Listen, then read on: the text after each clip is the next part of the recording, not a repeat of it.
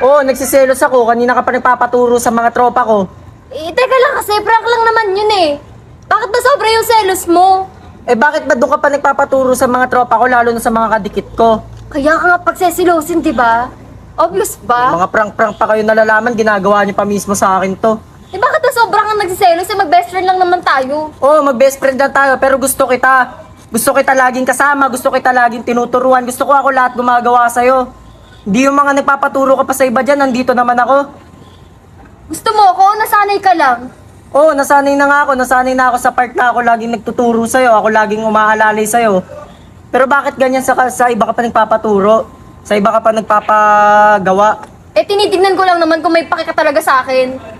Oo, may pakialam ako sa'yo. Ano ngayon? Eh bakit ngayon mo lang sinabi? Kasi natatakot ako kasi baka best friend lang tingin mo sa akin. Pero ako, hindi na best friend tingin ko sa'yo habang tumatagal. Pero parang bastusan naman na yata yan, Shulane.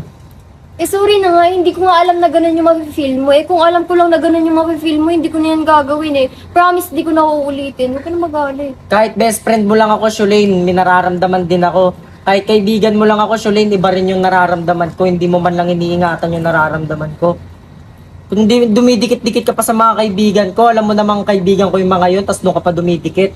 Doon ka pa nagpapaturo ng mga kung ano-ano. Oo, alam kong prank lang to, pero nasasaktan din ako dahil yung mga ginamit mo pa pang prank, yung mga kadikit ko pa na tropa. Kung sino pa yung mga kadikit ko, yan pa yung mga pinagagamit mo sa prank mo na yan. Hindi mo alam yung nararamdaman ko, Shulane. Hindi buo yung araw ko dito sa Manix House pag hindi kita inaasar, hindi kita kinukulit, at lalo nang hindi kita nakakasama. Lalo na pag sumasama ka sa mga tropa ko na yan, kahit prank na yan, nagsiselos pa rin ako. Sorry, hindi ko naman alam na ganun pala yung mararamdaman mo eh. Hindi ko na uulitin, promise. Nag-aalala na naman ako bilang best friend mo eh, pero bakit kailangan mo gawin sa akin yan?